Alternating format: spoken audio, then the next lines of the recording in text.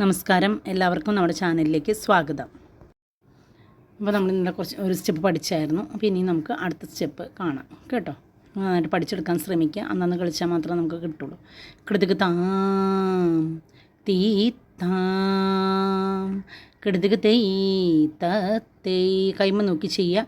കിടതുക്ക് താം തീ താം കിടതുക്ക് തെയ് തേ കിടതുക്ക് താം തീ താം കിടതുക്ക് തെയ് തേ കഴുത്ത് വെട്ടിച്ച് ചെയ്യുക കേട്ടോ. കിടതുക്ക് താം തീ താം കിടതുക്ക് തെയ് തേ അടുത്ത സ്റ്റെപ്പ്. കിടതുക്ക് താം തീ താം കിടതുക്ക് തെയ് തേ കിടതുക്ക് താം തീ താം കിടതുക്ക് തെയ് തേ കിടതുക്ക് താം തീ താം കൈ നേരെയാണെന്ന് നോക്കണേ.